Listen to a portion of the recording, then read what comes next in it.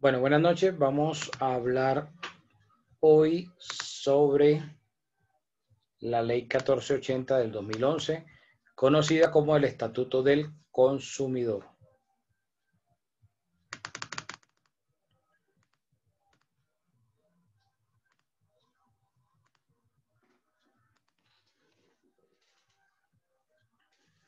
¿Qué les aparece? Ya, doctor. Sí, señor.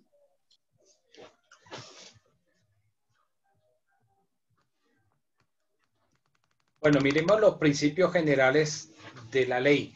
Artículo primero. ¿Quién me ayuda con el artículo primero? Esta ley tiene como objetivos... Siga, compañera. Vale.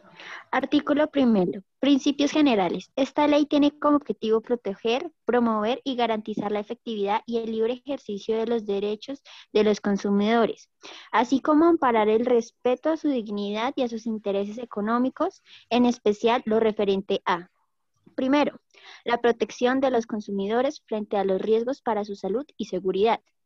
Segundo, el acceso de los consumidores a una información adecuada, de acuerdo con los términos de la ley, que les permita hacer elecciones bien fundadas. Tercero, la educación del consumidor. Cuarto, la libertad de constituir organizaciones de consumidores y la oportunidad para esas organizaciones de hacer oír sus opiniones en los procesos de adopción de decisión que las afecten. Quinto, la protección especial a los niños, niñas y adolescentes en su calidad de consumidores, de acuerdo con lo establecido en el Código de Infancia y la Adolescencia. Ok, entonces miramos que dentro de estos principios, si lo mencionáramos palabras coloquiales, la norma busca protegerle los derechos a la parte débil dentro de la relación contractual. ¿Y cuál es la parte débil en la relación contractual? El consumidor. El consumidor. Es la parte débil, ¿ok?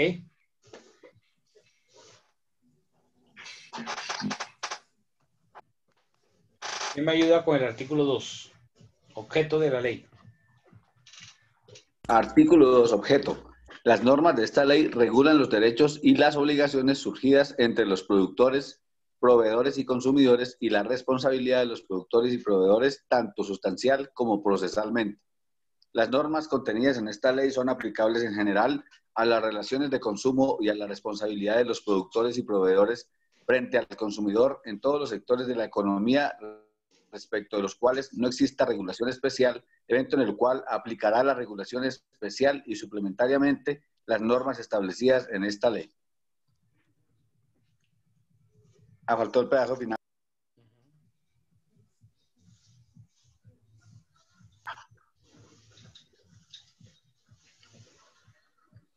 Esta ley es aplicable a los productos nacionales e importados. Sí, señor. ¿Quién me ayuda con el artículo 3? Los derechos y deberes de los consumidores y usuarios. Se tendrán como derechos y deberes generales de los consumidores y usuarios, sin perjuicio de los que le reconozcan leyes especiales, los siguientes. Primero, derechos. 1.1. Derecho a recibir productos de calidad. Recibir el producto de conformidad con las condiciones que establece la garantía legal, las que se ofrezcan y las habituales del mercado. 1.2. Derecho a la seguridad e indemnidad. Derecho a que los productos no causen daño en condiciones normales de uso y a la protección contra las consecuencias nocivas para la salud, la vida o la integridad de los consumidores. 1.3. Derecho a recibir información. Obtener información completa, veraz, transparente, oportuna, verificable, comprensible, precisa e idónea respecto de los productos que se ofrezcan o se pongan en circulación, así como sobre los riesgos que puedan derivarse de su consumo o utilización, los mecanismos de protección de sus derechos y las formas de ejercerlos. 1.4. Derecho a recibir protección contra publicidad engañosa. ¿Hay más? Sí. 1.4.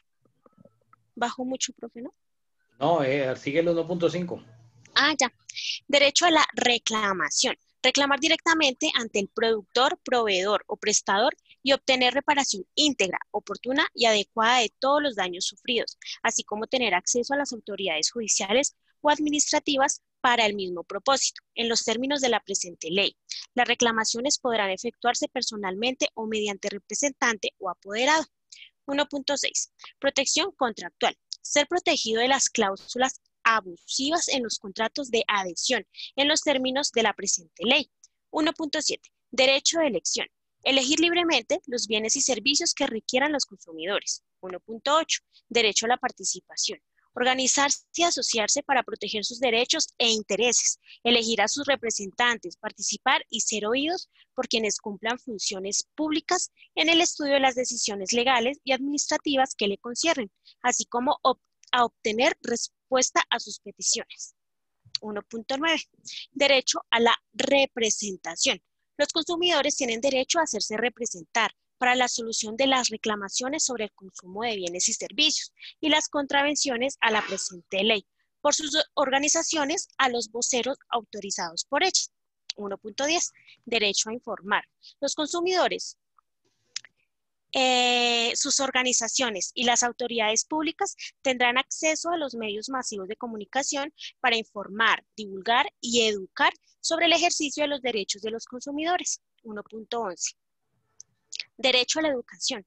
Los ciudadanos tienen derecho a recibir educación sobre los derechos de los consumidores, formas de hacer efectivos sus derechos y demás materias relacionadas. 1.12. Derecho a la igualdad. Ser tratados equitativamente y de manera no discriminatoria. 2. Deberes. 2.1.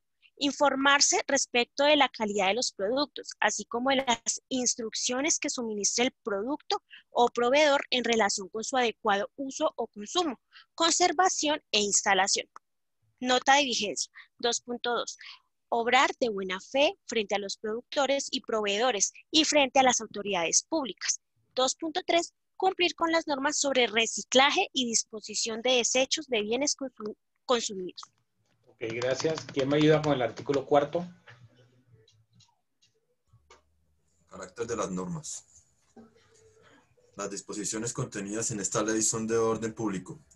Cualquier estipulación en contrario se tendrá por no escrita, salvo en los casos específicos a los que se refiere la presente ley. Sin embargo, serán válidos los arreglos sobre derechos patrimoniales, obtenidos a través de cualquier método alternativo de solución de conflictos después de surgida una controversia entre el consumidor y el proveedor y o productor. Las normas de esta ley deberán interpretarse en la forma más favorable al consumidor. En caso de duda, se resolverá en favor del consumidor.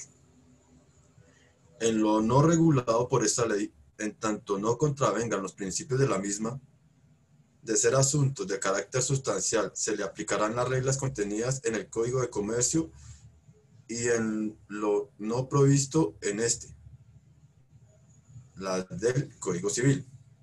En materia procesal, en lo no provisto en esta ley para las actuaciones administrativas, se le aplicarán las reglas contenidas en el Código Contencioso Administrativo y para las actuaciones jurisdiccionales se le aplicarán las reglas contenidas en el Código de Procedimiento Civil, en particular las del proceso verbal sumario. Ok. Bueno, yo tengo una pregunta. ¿Qué entienden por eso de normas de orden público? Digamos como doctor, como las normas que organizan, digamos, la parte social estrictamente de las comunidades. De orden público son las estipuladas por las autoridades competentes para mantener el orden en la ciudadanía, ¿no? No. No tiene nada que ver con lo que ustedes, no tiene nada que ver con lo que ustedes están pensando de parte de ejercer autoridad o control. No tiene nada que ver con eso. Van dadas como a la organización propia, implícita de las comunidades, de la sociedad como tal. No. Las normas de orden las normas de derecho público. son Funciones públicas. No, no tiene nada que ver con eso. Las normas de orden público son aquellas normas que ha establecido el legislador en protección de una relación contractual y que por más autonomía que tengan las partes, no pueden renunciar a eso. Voy a poner un ejemplo. Yo sé que ustedes no han visto derecho laboral individual, ¿cierto? Pero ustedes deben saber o deben tener la lógica jurídica de que el trabajador no puede renunciar al salario, ¿ok? Porque se considera que son normas de orden público, o sea que las partes, por más que tengan una autonomía digamos, contraer obligaciones, para ser sujeto de obligaciones, tienen un límite frente a ciertos derechos que la ley no le va a dejar renunciar. Entonces, ese tipo de cláusulas donde se vaya renunciando a un derecho que es mucho más allá que la voluntad de las partes, se consideran como normas de orden público. Entonces, se entiende que como normas de orden público, por más que las partes puedan, dentro de su relación contractual, tener la autonomía para decir cuáles son las condiciones del contrato, hay algunas situaciones que no pueden desconocer y que si las pactaran se entenderían como no pactadas. ¿Ok? ¿Sí queda claro? Sí, doctor, perfectamente. Sí, profe, gracias. Entonces, como veíamos, la norma dice que, además de ser normas de orden público, se busca proteger al consumidor, digámoslo coloquialmente. El consumidor es indefenso, necesita que el legislador salga en defensa del pobre consumidor, porque el consumidor el consumidor es David y el vendedor o el comerciante es Goliat. ¿Sí? Entonces, en ese desequilibrio contractual se necesita que el legislador salga en rescate de la parte débil, que es el consumidor. Ahora, ustedes me imagino que habrán escuchado casos o ejemplos de publicidad engañosa. ¿Quién me podría dar un ejemplo de publicidad engañosa?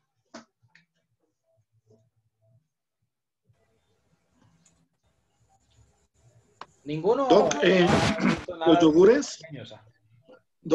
doctor, hay una marca de lácteos de Alpina que es Yogo Yogo. Uh-huh. Y anteriormente ellos lo vendían como yogur. Y después yo creo que lo denunciaron porque eso no es yogur, sino es... Eso lo denunció fue un senador ahorita hace poquito y eso está tratando es con la leche, que no venden leche pura, sino están vendiendo como un suero, algo muy parecido a la leche. Sí, Bebidas lácteas. Bebidas lácteas. y Ajá, ¿qué otro después, ejemplo? Doctor, cuando uno compra de pronto algún paquete turístico en una página, pues, legal, no sé cómo decirlo, y muestran fotos de la finca divina que tiene piscina, pero realmente uno paga, pero realmente cuando uno va a- al sitio, pues es totalmente diferente. Pero ¿cómo? A ver, o sea, de pronto ser más explícita en el ejemplo. Bueno, yo me meto a una Doctor, página que vende planes turísticos, ¿sí? Uh-huh. En una página web que vende planes turísticos y dentro de ese plan, pues tiene el hotel.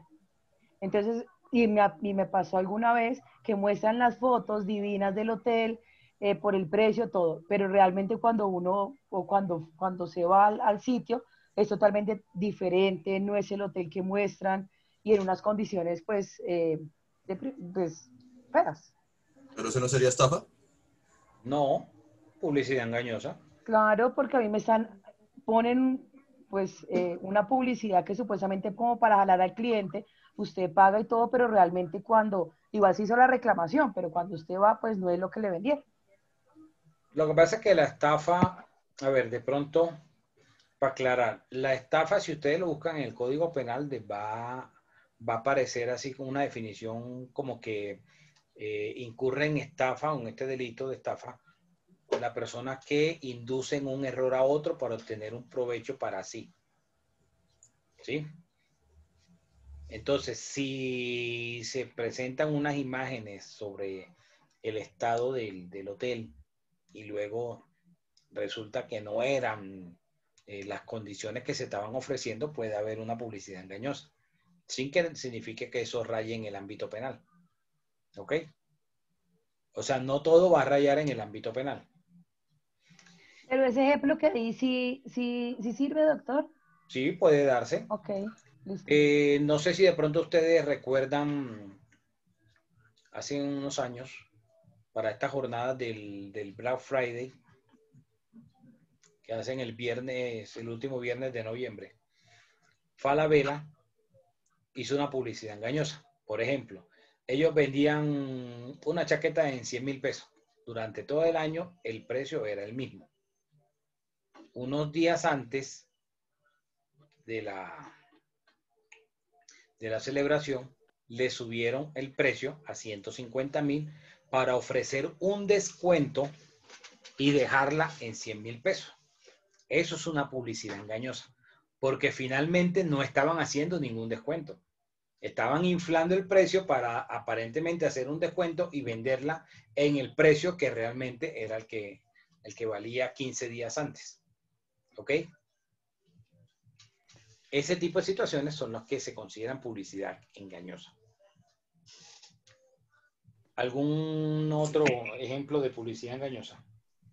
Pues hablando de lo que se habla del Black Friday, pues Vélez continuamente está dando ese tipo de publicidad. O sea, ¿qué hace Vélez? Vélez dice, la publicidad es 50-60% en toda la tienda y su merced va a ingresar, compra y solicita lo que vaya a comprar y el precio lo suben a 350.000 pesos para que con el descuento que en el precio real que uno compra, ¿no?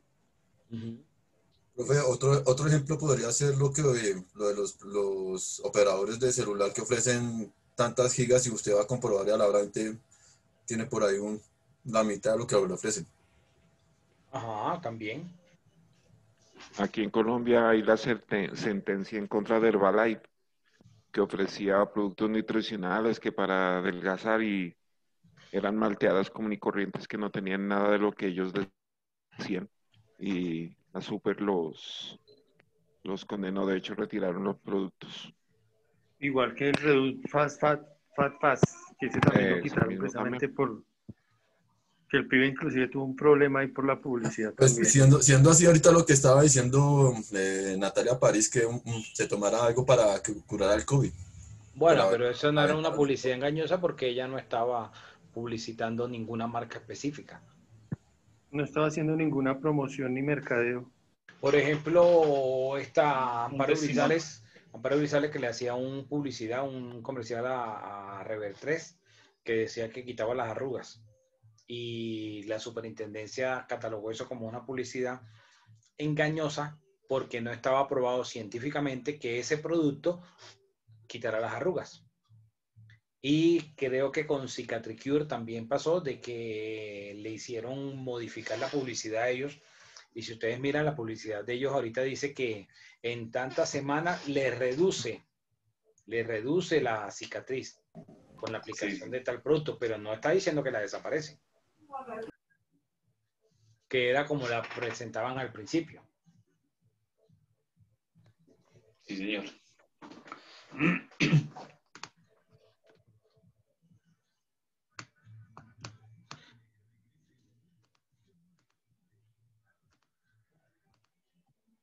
Bueno, continuemos. ¿Ya les aparece? Sí, señor.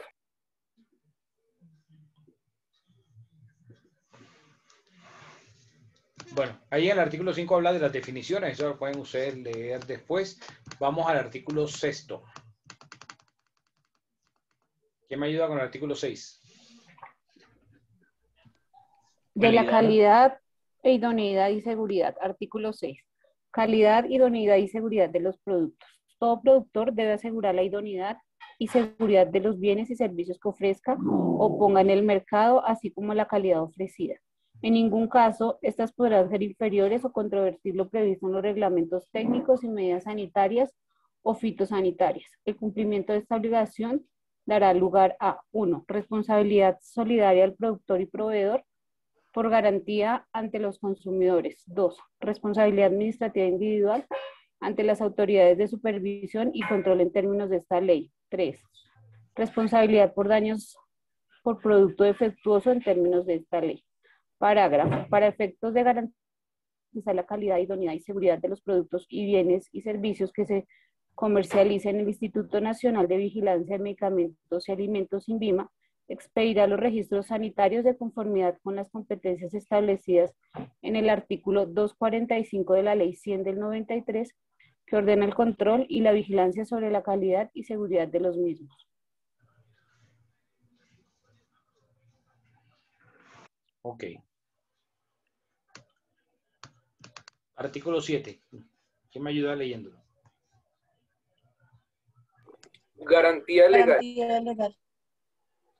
Dale, Yanis, dale. Es la obligación en los términos de esta ley a cargo de todo productor y o proveedor de responder por la calidad, idoneidad, seguridad y el buen estado y funcionamiento de los productos.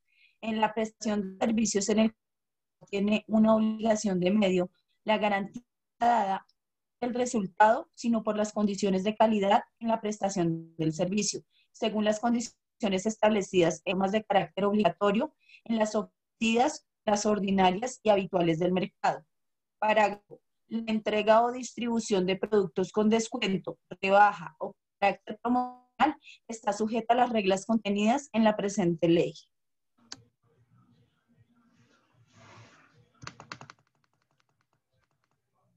Artículo 8. Y ya hablamos de la garantía. Términos de la garantía legal. El término de la garantía legal será el dispuesto por la ley o por la autoridad competente. A falta de disposición de obligatorio cumplimiento, será el anunciado por el productor y o proveedor.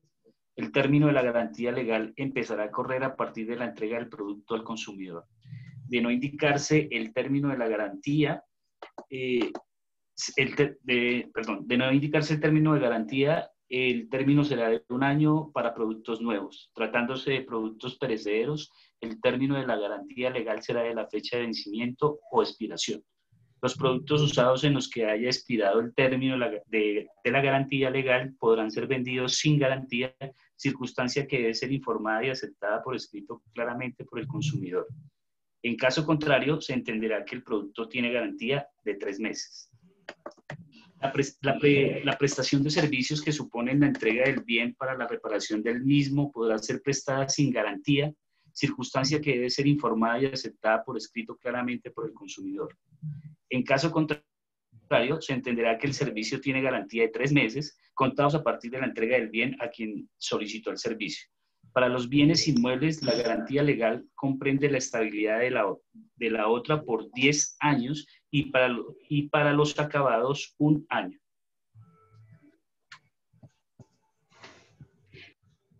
Ok.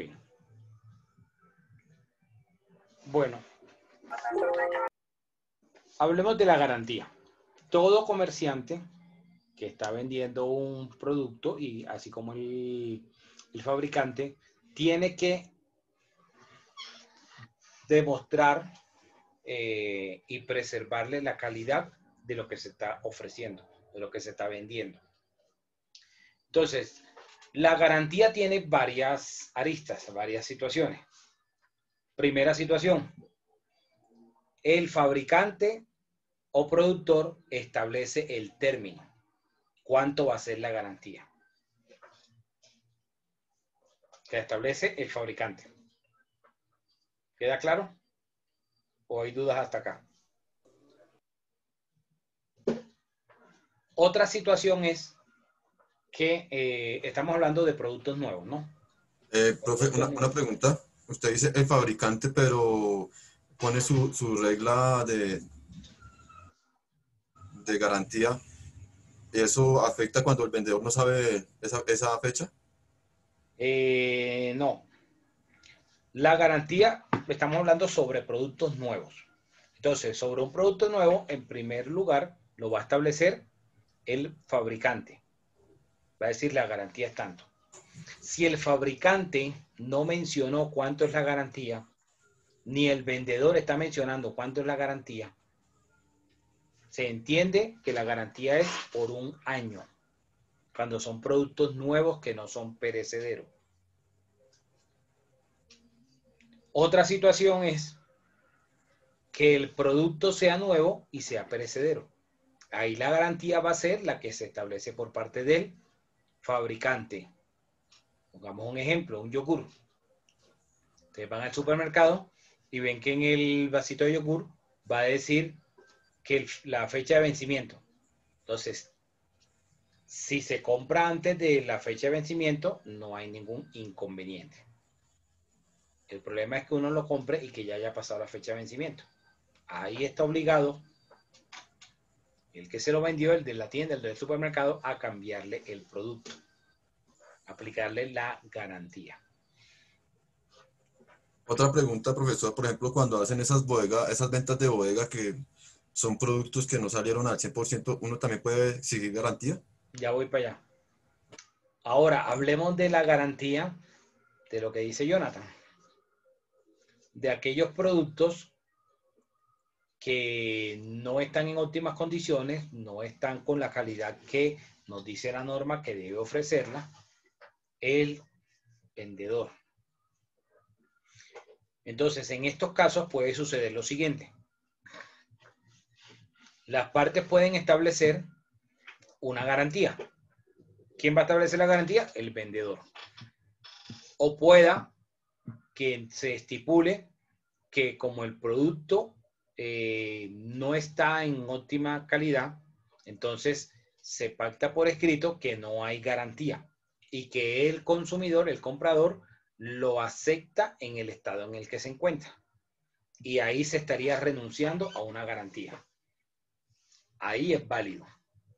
O pueda, la misma situación, que él no se establece la renuncia ni se establece cuánto es la garantía por parte del vendedor. Aquí entonces la garantía va a ser de 3 meses. Y ya voy a poner un ejemplo. No sé si ustedes han visto sobre la carrera 30 como con calle 10, calle 11, hay un al costo grande. Sí, señor. Bueno, en la esquina hay otro. Diagonal a ese al costo, hacia abajo de la carrera 30, o sea, como la carrera 31, yendo para la carrera 31, hay una bodega de ellos también. Y ahí se consiguen los electrodomésticos que tienen pequeños desperfectos, un rayón o que de pronto al computador le falta una tecla o tiene un pequeño golpecito y lo venden más barato. Ahí se está estableciendo en las condiciones de venta por parte del almacén que no hay garantía sobre esos bienes, pero está pactándose por escrito. ¿Ok? ¿Eso lo dan en la factura? ¿Lo pactan por escrito en la factura? Sí, claro. Ahí se puede renunciar a la garantía. ¿Por qué? Porque no está en óptima calidad, no está siendo nuevo, como es la regla general de la garantía. Otra situación es frente a los inmuebles. Cuando se trata de vivienda nueva. Cuando se trata de vivienda nueva, las constructoras tienen la obligación de garantizar la estabilidad de la obra por 10 años y la fachada 1 año. ¿Qué es la estabilidad de la obra? Que el edificio pueda que tiende a moverse y a inclinarse. Entonces debe, durante esos primeros 10 años, estar garantizado por el constructor. Y lo que son asuntos de la fachada, solamente 1 año. Así es como aplica la garantía en Colombia. Entonces, en principio, yo puedo renunciar a la garantía para un producto nuevo. La respuesta es no, porque es una norma de orden público. Yo puedo establecer una garantía extendida, como le llaman algunos comerciantes, o garantía suplementaria. La respuesta es sí, pero hay unas condiciones. No sé si ustedes han visto, a veces uno va a un supermercado y le dicen, bueno, esta nevera tiene una garantía de 3 años en el motor por parte del fabricante. Y sobre las otras condiciones o sobre los otros que no sea el motor, la garantía es de 1 año. Entonces, yo como almacén, yo le doy una garantía de 1 mes. Después de que pasa el mes, ya yo no respondo por la garantía y usted acude directamente al fabricante. Pero si usted quiere, yo le puedo vender una garantía suplementaria o garantía extendida para que yo le responda no por un mes, sino por todo el año, así como responde el fabricante. Ese tipo de garantía extendida o garantía suplementaria está prohibida. Ahí lo están tumbando. ¿Por qué? Porque el vendedor de la cosa tiene la obligación de mantener la garantía por el mismo tiempo que el fabricante. ¿Y qué significa eso en castellano? Que si yo compré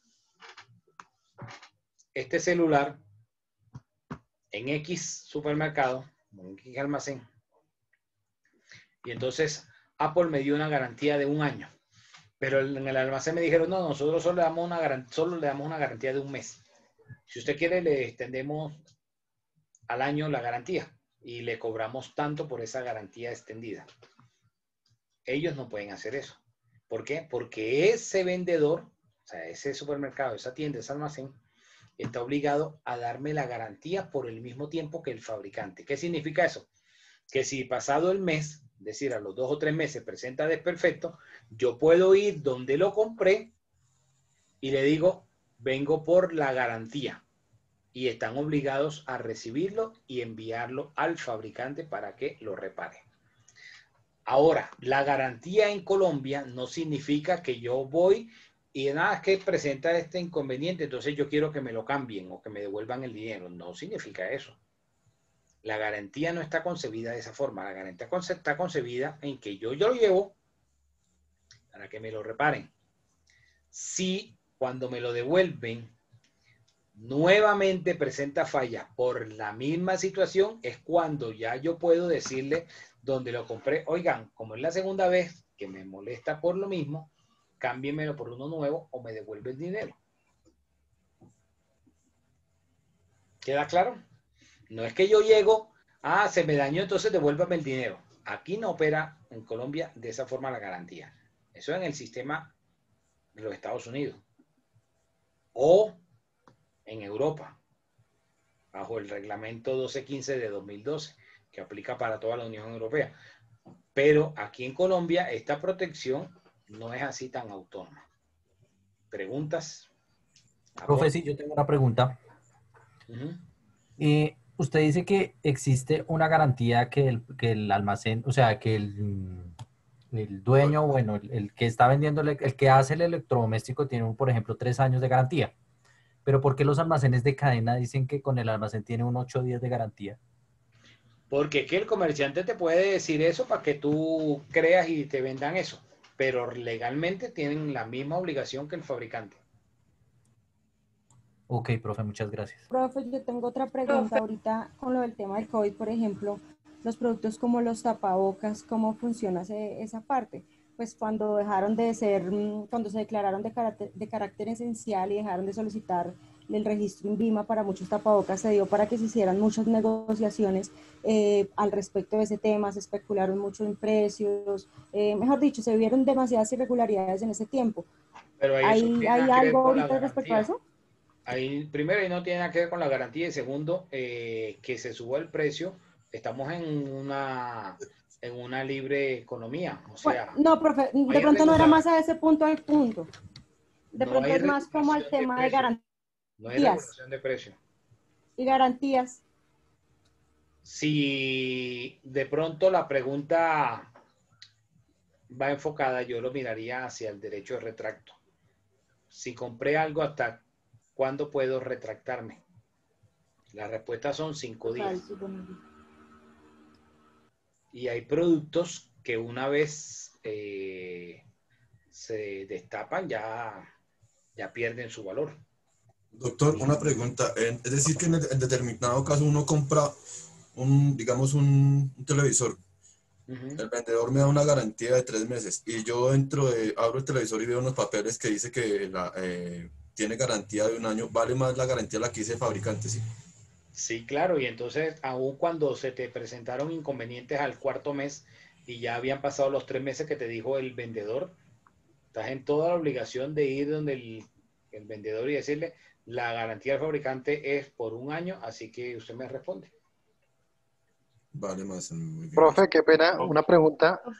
¿Cómo funciona la garantía en cuanto a los vehículos y digamos, motocicletas? La Que garantía yo he es visto, para todo, no importa que la yo he línea. visto que, yo he visto que, por ejemplo, a un amigo le salió la moto mala por motor, pero pues obviamente no le cambiaron el motor ni nada, pero la motocicleta sí, cada rato al taller por el mismo problema mecánico. Entonces ahí como quería esa, La garantía Ya tiene aplica que ser igual, campo. esta norma es igual para cualquier línea del mercado, o sea, para el producto que sea. Un vehículo, Es que si en la segunda presenta fase. la segunda vez, ahí sí puede ya exigir el cambio o la devolución del dinero. Dime, Yanni Salomé. Profe, digamos que, bueno, uno compra un electrodoméstico, digamos, hablando de lo mismo y en el almacén, dicen, no, el almacén es de un mes, pero con la marca es de 1 año. Uno llega allá y uno dice, bueno, la garantía con la marca es 1 año, ustedes me lo vendieron, ustedes me responden. Ellos le dicen a uno, no, pero es que por eso se le informó a usted cuando compró el producto que era 1 mes con nosotros, ya debe dirigirse a ellos, uno como pelea ahí. Se puede presentar la queja ante la Superintendencia de Industria y Comercio, que es la entidad Y, encargada de hacer valer la norma. Ahorita al y uno final vamos a presenta, ver digamos, la queja por correo electrónico, que ahorita se puede hacer todo por correo electrónico, bueno, por internet. claro, Uno presenta la queja y ellos están en la obligación de buscar a uno, ¿sí? la Superintendencia de Industria y Comercio tiene habilitado ese tipo de demandas y quejas por internet desde hace muchos años, mucho antes de esta vaina de la pandemia. Sí, por eso, profe, pero entonces uno coloca, digamos, la denuncia como tal y en la Demanda. respuesta de la Demanda demanda porque denuncia es solo penal cuando hay un delito. penal, Y sí, estos no profe. son delitos. Uno coloca la demanda en la página como tal y, bueno, la superintendencia emite, digamos, Hacen una un proceso. respuesta y les Hacen un ordena a proceso ellos como que lo tal. acepten. Hacen un proceso como tal y eso lo vamos a ver ahora al final. Hacen un proceso y Vale. vamos a mirar cuáles situaciones pueden presentar dentro de esa acción jurisdiccional. Vale, Doctor, perfecto, gracias. Doctor, cuando su merced habla de la vivienda nueva, ¿esto puede aplicar también para zonas comunes? Pero habla de la estabilidad de la obra. Y las zonas comunes tocaría mirar a qué afectación como tal te refieres, porque es probable que las zonas comunes sean parte de la fachada. Y ahí es solo 1 año. Ok. Listo. Profe, buenas noches. Dime. Profe, una preguntita. En caso tal de que uno vaya a solicitar la garantía de ese producto y le quieran cambiar el producto por un menor valor, ¿sí? Justificando que no tienen un producto que sea de las mismas cualidades que uno compró, ¿ellos pueden entregar un producto de menor valor? Y si no quieren entregar, No. digamos, lo que usted decía ahorita, ¿no? Dicen, no, yo no hago la devolución del dinero. Tiene que escoger un producto de aquí del almacén. Es que lo que yo decía ahorita, la garantía no está en que tú llegas y tú dices, este artículo me presenta desperfecto y entonces devuélvame el dinero. Tiene la obligación de arreglarlo. Y si vuelve a presentar fallas, entonces ahí es cuando ya tú tienes la posibilidad de decir, bueno, devuélvame el dinero. Pero no es de primerazo, no es la primera vez, sería la segunda vez. No, Ahora, y es ¿cuándo verdad. quedan exonerados ellos de dar la garantía? Después de que ellos, cuando vendieron el producto, le explicaron al consumidor el manejo del producto. Lo capacitaron, le dieron la guía y le explicaron cómo funciona. Entonces, por indebida manipulación del consumidor, del comprador, daña el producto, daña el artefacto, ahí ellos quedan exonerados de la garantía. Sí, profe, pero en el ejercicio de que uno mandó a reparar, digamos, ese electrodoméstico, ese celular, vuelve y se le daña por lo mismo como usted ponía el ejemplo ahorita, y el almacén o el centro de cadena dice, no, pues nosotros no vamos a devolver plata, usted tiene que escoger otro celular, pero digamos que ese celular fue de un menor valor y de unas menores calidades. Puedes que poner la queja en la respecto- superintendencia de directamente. comercio. Listo, profe. Muchísimas gracias.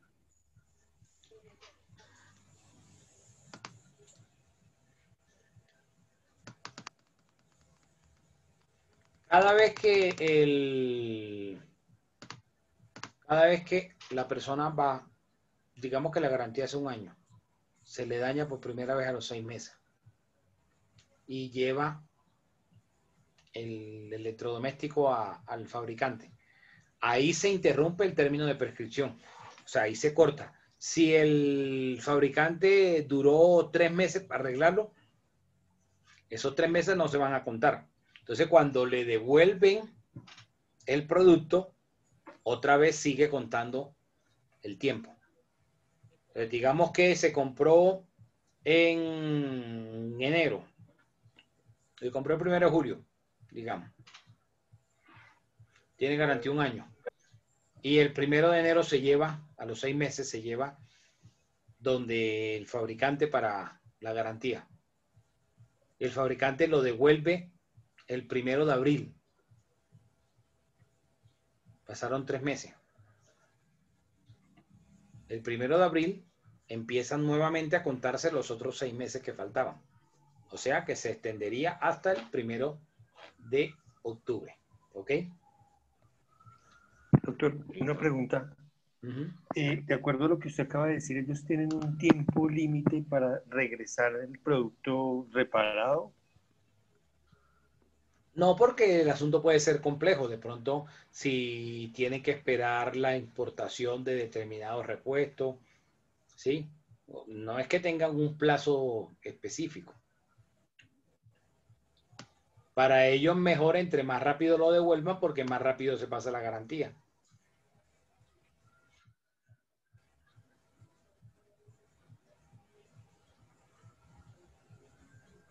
Profe, pero ellos deben de informarle a uno cuánto es el tiempo, digamos, deja el producto, ¿o no? Ellos normalmente van a indicar. Ok. En el artículo 11 habla de los aspectos que incluye la garantía, que está la reparación totalmente gratuita de los defectos que tenga el bien, el transporte, en caso de que sea necesario, los repuestos. Ahora, si no se puede reparar, entonces ahí sí están obligados a cambiarlo por otro o devolver el dinero.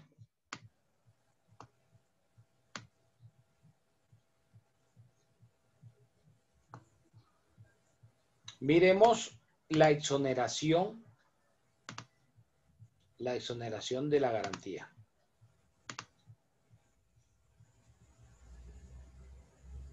Ya les aparece en la pantalla.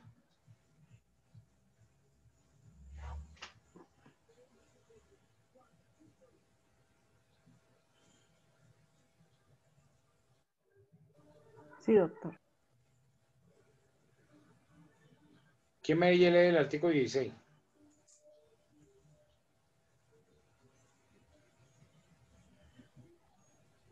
Exoneración de responsabilidad de la garantía.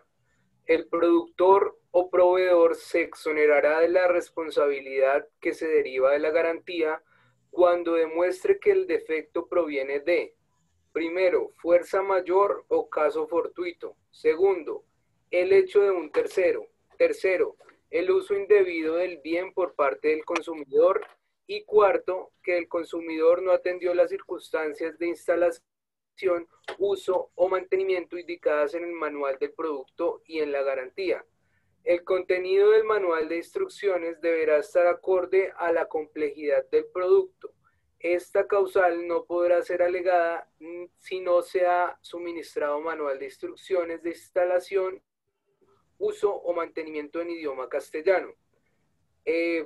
Parágrafo. En todo caso, el productor o expendedor que alegue la causal de exoneración deberá demostrar el nexo causal entre esta y el defecto del bien. Ok.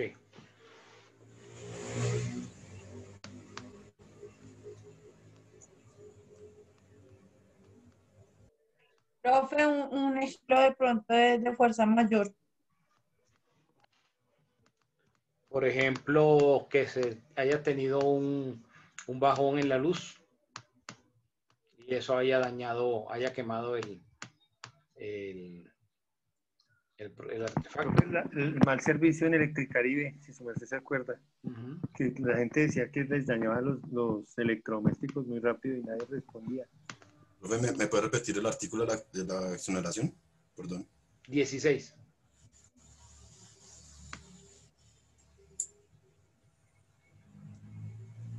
Profe, una preguntita. Dime. De acuerdo a lo que yo acabo de decir de Electricaribe, como al tener responsabilidad por su mal servicio en el daño de los electrodomésticos, ¿no está obligada de alguna manera a responderle a la gente por esos perjuicios? No creo.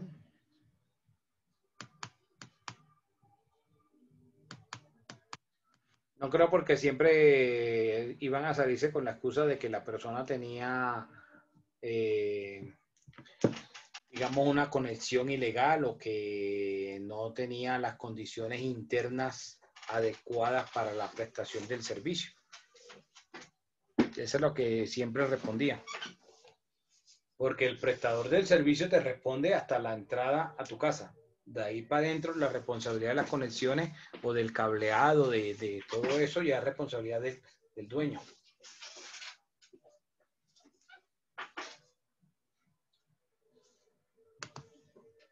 Profe, muchas gracias. Bueno, dime, Salomé. No, profe, se me levantó la mano, perdón. A ver, miremos las cláusulas abusivas. Artículo 42. ¿Quién me ayuda leyéndolo? Son cláusulas abusivas aquellas que promueven equilibrio injustificado en perjuicio del consumidor y las que en las mismas condiciones en el tiempo, modo o lugar en que el consumidor puede ejercer sus derechos. Para establecer la naturaleza y magnitud del desequilibrio, serán relevantes todas las condiciones particulares de la transacción que se analiza. Los productores y proveedores no podrán incluir cláusulas abusivas en los contratos celebrados con los consumidores. En caso de ser incluidas, serán ineficaces de pleno derecho. Un ejemplo de cláusula abusiva. La cláusula de permanencia de TV, doctor. Pienso yo que es ¿Cómo opera? una cláusula abusiva. ¿Cómo opera? Sí, señor. Digamos, apenas uno instala el servicio, o sea, a uno le dice, bueno, a uno le hacen firmar el contrato, ya tiene con ellos. Y ya después, digamos, a los 3, 4 meses hay alguna falla en el servicio, uno llama, uno se queja, siempre pide, digamos, colaboración o visitas técnicas y todo, y ellos pues incumplen eso. Cuando uno dice como, venga, digamos que no me están prestando el servicio, yo lo sigo pagando, donde no lo pague, pues me reportan. Yo necesito que me saquen de ahí, o sea, que terminemos el contrato o que me cambien, sí, me cancelen el servicio. Y ahí es donde ellos empiezan a alegar, es que usted firmó y usted tiene una cláusula de permanencia que todavía tiene vigencia, digamos, esa es de 1 año. Entonces, digamos, si yo llevo 3 meses, pues me quedarían 9 meses todavía. Y ellos dicen, o espera hasta que vulgarmente se nos dé la gana de ir y arreglarle el servicio, o tiene que pagar una cantidad de dinero para acabar esa cláusula de permanencia. Sí, eso también me Bueno, pasó de a mí, pronto, desafortunadamente. miren lo que podría llegar a considerarse frente a esto de los prestadores de telefonía o de televisión. Una cláusula que pudiera considerarse abusiva no es necesariamente una permanencia, porque la permanencia en el tiempo pues sería válida. El problema sería que fueran unas exigencias tan altas que ahí sí podríamos hablar de un principio de abuso del derecho.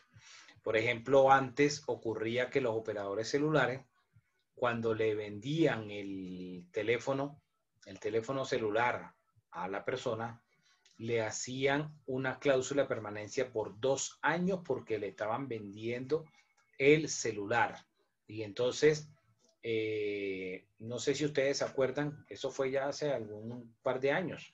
Y producto de eso fue que empezaron a cambiar la norma y dijeron que no podían limitar a 2 años la permanencia en los operadores. ¿Qué terminó pasando? Que los teléfonos dejaron de ser subsidiados aparentemente por el operador y el precio se disparó. Antes, cuando estaban este tipo de cláusulas, difícilmente un celular llegaba a costar $1.000.000 o más de $1.000.000. Y ustedes vayan ahora y miren, después de esto, ya hace varios años, un celular más o menos de gama media no baja del $1.000.000. Está por encima del $1.000.000. ¿Por qué? Porque entonces ya no es atractivo para los operadores celulares vender el teléfono, sino es el servicio. Doctor, pero digamos, en el caso de TV, yo una vez estuve, porque yo he tenido, o sea, lo digo porque he tenido problemas con esa empresa muchísimo, y yo me acuerdo que un muchacho, un asesor, me dijo que la cláusula de permanencia era el cobro por el aparato, por el módem, que entonces a mí eso me pareció como súper injusto, porque, o sea, ¿cómo van a cobrar 800, 900 mil pesos por un módem? Eso me parece como abusivo, o pues no sé, siento yo que es así.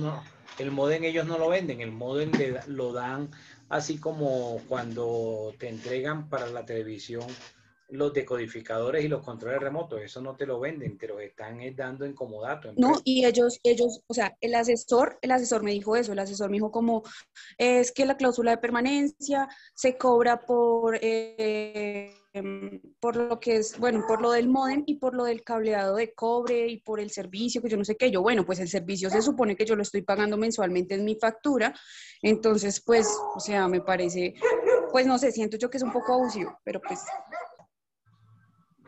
Pero es que eso es de todos los operadores de servicios en hogar, porque eso no se da en Perdón, hogar. profe, yo tuve un caso puntual en el que mi hermano salió del país y él tenía un plan de datos activos al momento de salir del país. Cuando él regresó, pues después en la próxima, exacto, le llegó la factura altísima.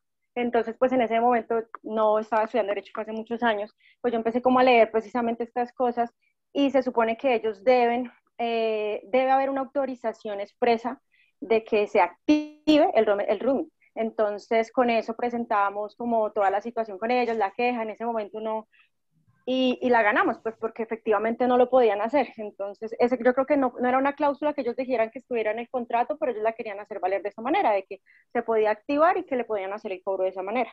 Y ya están sancionados, eso fue con claro. Pero, bueno, son casos sui generis, porque ellos no activan el servicio si no se solicita. Sí, pero y digamos, doctor, explican a uno siempre... en el roaming que te cobran tanto las llamadas que entran como las que salen, porque estás usando la red del otro país. Sí, pero en ese momento pasó, no existía la activación ni nada y pasó. Entonces fue algo raro, pero sí fue así como sucedió. Digamos en el caso, o sea, yo me acuerdo que yo hace un par de años tuve también otro servicio, o sea, yo volví a requerir el servicio con ETV por lo de la pandemia, pero yo me acuerdo que yo cuando terminé, porque a mí me tocó seguir pagando, yo me había cambiado de casa y me tocó seguir pagando como 7 meses más el servicio. Y cuando terminé de pagarlo por la cláusula de permanencia sin usarlo, me dijeron que tenía que devolver los equipos a una empresa que ellos tenían y pues yo duré como 2 meses que no los devolví y me llegó una factura como por 600,000 pesos. Entonces uno dice ahí como, bueno, ¿y por qué? O sea, ¿por qué cobran eso si se supone que uno, bueno, en ese entonces yo cumplí la cláusula, entonces eso es como un conflicto ahí súper feo eso. Y no aclaran nada y a pesar de todas las tutelas que se les ha puesto a las empresas de telefonía, porque han sido muchas, o sea, no solucionan y no cambian eso. Eso me parece como, no sé, feo. Lo que pasa es que a uno no le venden el módem, ni los controles remotos, ni los decodificadores. Eso se los dan en préstamo. Y precisamente cuando uno firma el contrato dice que si al terminarlo no los devuelve, le cobran eso. Ah, listo. No Y sabía eso. esa letra chiquita en esos contratos especifica esas cosas. Exacto. Doctor, una cláusula abusiva no era anteriormente. Igual a uno no le sirve comprar eso, porque cada empresa tiene sus propios aparatos de eso y entonces no te van a prestar el servicio sobre esos aparatos del otro, sino sobre los de ellos. Lo mismo con las antenas.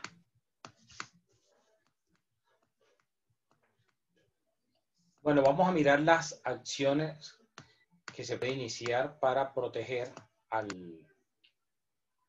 consumidor. El artículo 51, miren que habla de la reversión del pago. ¿Quién me lee el artículo 51? Cuando las ventas de bienes se realicen mediante mecanismos de comercio electrónico, tales como Internet, PC o call center o cualquier otro mecanismo de televenta o tienda virtual, y se haya utilizado para realizar el pago una tarjeta de crédito, débito o cualquier otro instrumento de pago electrónico, los participantes del proceso de pago deberán reversar los pagos que solicite el consumidor cuando sea objeto de fraude o corresponda a una operación no solicitada o el producto adquirido no sea recibido o el producto entregado no corresponda a lo solicitado o sea defectuoso. Para que proceda la reversión del pago dentro de los 5 días hábiles siguientes a la fecha en que el consumidor tuvo noticia de la operación fraudulenta o no solicitada, o que debió haber recibido el producto o lo recibió defectuoso o sin que correspondiera a lo solicitado, el consumidor deberá presentar queja ante el proveedor y devolver el producto cuando sea procedente y notificar de la reclamación al emisor del instrumento de pago electrónico utilizado para realizar la compra, el cual, en conjunto con los demás participantes del proceso de pago, procederán a reversar la transacción al comprador. En el evento que existiera controversia entre proveedor y consumidor, derivada de una queja y esta fuera resuelta por autoridad judicial o administrativa a favor del proveedor, el emisor del instrumento de pago, en conjunto con los demás participantes del proceso de pago, una vez haya sido notificado de la decisión y siempre ello fuere posible, cargará definitivamente la transacción reclamada al depósito bancario o instrumento de pago correspondiente o la debitará en la cuenta corriente o de ahorros del consumidor y el dinero será puesto a disposición del proveedor. De no existir fondos suficientes o no resultar posible realizar la anterior por cualquier otro motivo, los participantes del proceso de pago informarán de ello al proveedor para que éste inicie las acciones que considere pertinentes contra el consumidor. Si la controversia se resuelve a favor del consumidor, la reversión se entenderá como definitiva. Lo anterior sin perjuicio del deber del proveedor de cumplir con sus obligaciones legales y contractuales frente al consumidor y de las sanciones administrativas a que haya lugar. En caso de que la autoridad judicial o administrativa determine que hubo mala fe por parte del consumidor, la superintendencia podrá imponerle sanciones de hasta 50 salarios mínimos legales mensuales vigentes. El gobierno nacional reglamentará el presente artículo. Parágrafo 1. Para los efectos del presente artículo se entienden por participantes en el proceso de pago los emisores de los instrumentos de pago, las entidades administradoras de los sistemas de pago de bajo valor, los bancos que manejan las cuentas y o depósitos bancarios del consumidor y o del proveedor, entre otros. Parágrafo 2. El consumidor tendrá derecho a reversar los pagos correspondientes a cualquier servicio o obligación de cumplimiento periódico por cualquier motivo y aún sin que medie justificación alguna, siempre que el pago se haya realizado a través de una operación de débito automático autorizada previamente por dicho consumidor en los términos que señale el Gobierno Nacional para tal efecto.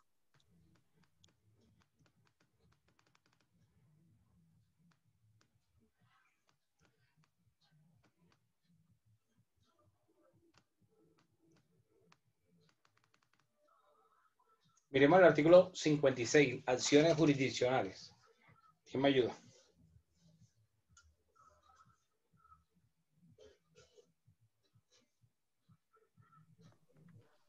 Artículo 55. Sigue. Artículo 56. Acciones jurisdiccionales. Sin perjuicio de otras formas de protección, la acción jurisdiccional de protección al consumidor son, primero, las populares y de grupos reguladas por la ley. 472 de 1998 y las que modifiquen, sustituyen o aclaren. Segundo, las de responsabilidad por daños por productos defectuosos definidas en esta ley, que se adelantarán ante la jurisdicción ordinaria. Tercero, dice que es numeral corregido por el artículo 5 del decreto 2184 del 2012. El nuevo texto es el siguiente: la acción de protección del consumidor mediante por la cual se decidirán los asuntos contenciosos que tengan como fundamento la vulneración de los derechos del consumidor por la violación directa de las normas sobre la protección a los consumidores y usuarios, los orientados en la aplicación de las normas de protección contractual contenida en esta ley y en normas especiales de protección a los consumidores y usuarios, los orientados a lograr que se hagan efectivas una garantía, los encaminados a obtener la reparación de los daños causados por los bienes en la prestación de servicios contemplados en el artículo 18 de esta ley, o por información o publicidad engañosa, independiente del sector de la economía en que se haya vulnerado el derecho del consumidor.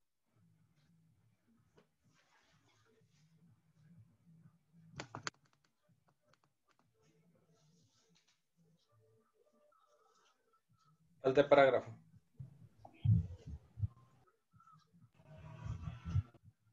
La competencia en el procedimiento.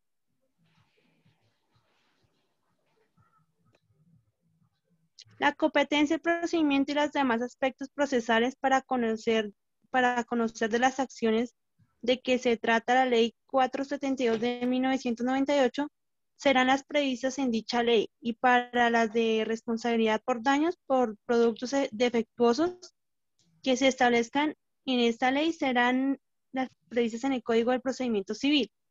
En las acciones a las que se refiere este artículo se deberán aplicar las reglas de responsabilidad establecidas en la presente. Ok. Bueno, Juan, la norma habla de Código de Procedimiento Civil, pero entiéndase hoy el Código General del Proceso. Yo tengo una pregunta. Yo sé que ustedes todavía no han visto esa materia, pero habrán escuchado de la conciliación como un mecanismo alternativo de solución de conflictos. ¿Sí la han escuchado? Sí, señor. Sí, profe.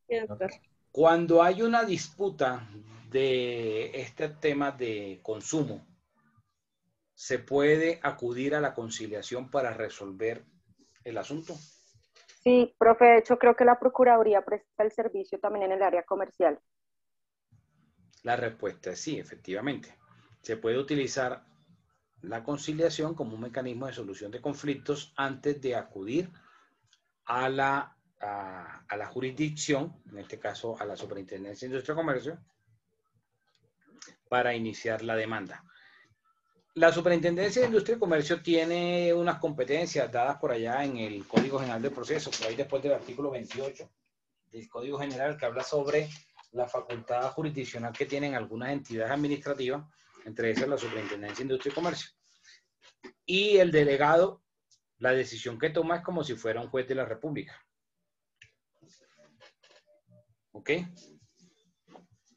Profe, yo tengo una pregunta, es que no sé si estoy muy equivocada en el caso, por ejemplo, de un seguro, de seguros de vehículos, un taxi, es que es un tema puntual de un taxi que sé que tiene un seguro, tuvo un accidente de tránsito, la aseguradora le ofrece un valor por los daños del vehículo del tercero, pero el deducible se lo quieren descontar es al tercero afectado y no al asegurado y tomador de la póliza.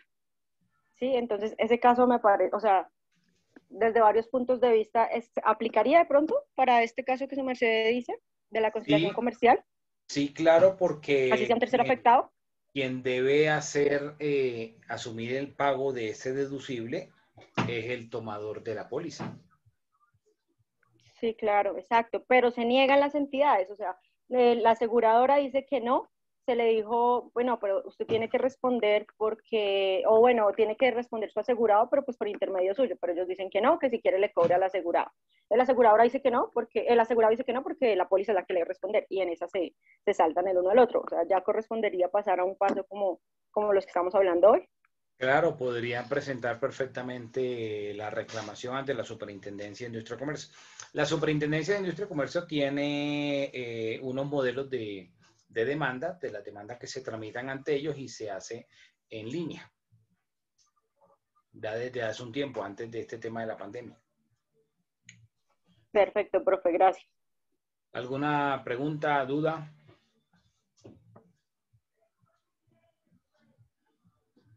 Bueno, tenemos examen final del día lunes. Les anuncio que nos vamos a ver las caras en el próximo módulo, en la materia de sociedades. ¿Ok? Vale, doctor. Bueno, entonces espero que estudien. ¿Presencial? No, va a seguir virtual. Uy, ¿hasta cuándo? No se sabe todavía. Ojalá todo el año. Depende de cómo vaya evolucionando el tema de la pandemia. De las vacunas. Bueno, entonces estudien. Espero que el lunes vaya bien. Trataré de empezar como mucha gente en punto, a las 8 en punto. Empiezo llamando, ¿ok? Para que vayan teniendo. Gracias, profe. Buenas noches. Gracias. Compañeros, Feliz noche, profe.